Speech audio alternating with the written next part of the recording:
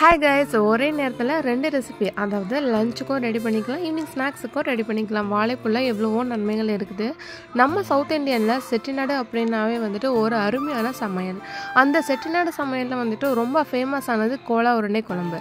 அது வந்து மட்டனில் பண்ணுவாங்க. பட் இன்றைக்கி நம்ம வந்து வெஜ்ஜில் பண்ணுவோம். அதே டேஸ்ட்டில் அப்படியே இருக்கும். எப்படி பண்ணலாங்கிறது, வாழைப்பூவை எப்படி க்ளீன் பண்ணுறது அப்படின்னு சொல்லிட்டு தனி வீடியோவை நான் போஸ்ட் பண்ணுறேன். வாழைப்பூ வந்து இந்த மாதிரி தனித்தனியாக எடுத்துகிட்டு தண்ணியில் போட்டு உப்பு போட்டு லைட்டாக கொதி விட்டுட்டு நிறம் வந்து இந்த மாதிரி நல்லா மாறிடும்.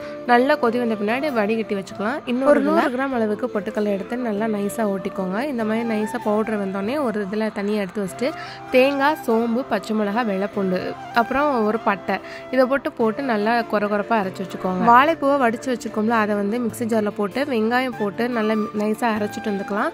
அந்த இதை வந்து ஒரு பவுலில் போட்டுக்கோங்க. நம்ம மிக்ஸி ஜார்லேயே பாதியாக வந்துட்டு போட்டு அரைச்சி எடுத்து வச்சுக்கோங்க. ஸ்கிப் பண்ணாமல் பாருங்கள். இதிலே வந்து ஈவினிங் ஸ்நாக்ஸும் வந்துட்டு இதே கோலா உருண்டையில் பண்ணலாம். நம்ம அரைச்சி வச்சது எல்லாமே வந்துட்டு ஒன்றா சேர்த்துட்டு கொத்தமல்லி, மிளகாத்தூள் மட்டும் போட்டு உப்பு லைட்டாக போட்டு பெரட்டி வச்சுக்கோங்க. இது வந்து உருண்டையாக பிடிச்சி வைக்கணும். ஒரு சின்ன உருண்டையாக லட்டு சைஸ்க்கு வந்துட்டு பிடிச்சி வச்சுக்கலாம். இந்த வாழைப்பூல இரும்பு சத்து அதிகமாக இருக்குது, ஹீமோக்ளோபின் கம்மியாக இருக்குன்னா கண்டிப்பாக இதை வந்து வாரம் 2 முறையாவது எடுத்துக்கோங்க. ரத்த சோகை உள்ளவங்க இதெல்லாமே வந்துட்டு நான் தாராளமாக எடுத்துக்கலாம். இப்போ குழம்புக்கு ரெடி பண்ணிடலாம். கடாயில் கொஞ்சமாக எண்ணெய் ஊற்றி சோம்பு, பட்டை, கிராம்பு, வெங்காயம், கருவேப்பிலை போட்டு நல்லா பொரிஞ்சு வந்த பின்னாடி நல்லா தாளிச்சு விட்டுக்கோங்க.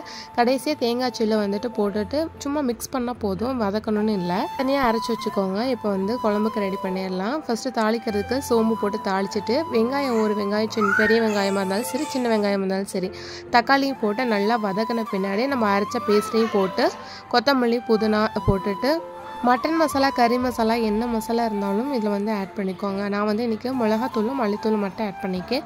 இதில் வந்து கறி மசாலா கொஞ்சம் ஆட் பண்ணிக்கோங்க. நீங்கள் கொஞ்சமாக புளி ஊற வச்சுக்கோங்க. நல்லா கொதி வந்த பின்னாடி ஊற்றிக்கோங்க. இப்போ குழம்பு வந்து நல்லா கொதி வந்துருச்சு. இப்போ உருண்டையெல்லாம் வந்து மெதுவாக போட்டுங்க. எல்லாமே ஒட்டுக்க போட வேணாம், ஒன்றுன்னா தனித்தனியாக போடுங்க, சீக்கிரமாக கரைஞ்சிரும். இப்போ எல்லாம் போட்டாச்சு, நல்லா கொதி வந்துருச்சு. இப்போ எடுத்து பார்த்தீங்க அப்படின்னாவே கரைஞ்சிருக்கா என்னன்னு பார்த்தா தெரியும். இப்போ நல்லா கிளறி விட்டு குழம்பு வந்து சிம்மில் வச்சுருங்க. உருண்டையெல்லாம் போட்டதுக்கப்புறமேட்டு நல்லா உடையவெல்லாம் இல்லை, பார்த்தாவே உங்களுக்கு தெரியும் நல்லா இருக்குது. யாருக்கெல்லாம் கோலா உருண்டை குழம்பு பிடிக்கும்னு சொல்லிட்டு கமெண்ட்டில் சொல்லுங்கள். எனக்கு ரொம்ப ஃபேவரட்டான ஒரு டிஷ் இது. இப்படி ஈவினிங் ஸ்நாக்ஸுக்கு வந்துட்டு அந்த உருண்டையவே வந்து கொஞ்சமாக போட்டுட்டு பாதி வந்து எண்ணெயில் போட்டு பொரிச்சு எடுத்துட்டோம் அப்படின்னா கோலா உருண்டை ஃப்ரையும் ரெடி ஆயிடுச்சு. குலைவாழையை தலைமகளோடு ஒப்பிடுவாங்க தமிழர்கள். அப்படின்னா அந்த அளவுக்கு நமக்கு வாழைப்பூ வந்து ரொம்ப பயனுள்ளதாக இருக்குது. நம்மளோட வீட்டு விசேஷங்களில் வந்து இடம் பிடிக்கும் பொருள் வந்துட்டு முக்கியமானது இந்த வாழைப்பூ தான். இந்த பூ வந்துட்டு நம்மளோட உயிரை காக்கும் மருந்தாகவும் இருக்கும், உயிர் காக்கும் கவசமாகவும் இருக்கும். அந்த வகையில் ஆயிலை வந்து பெருக்கிக் கொள்ள இது முக்கியமான ஒன்று.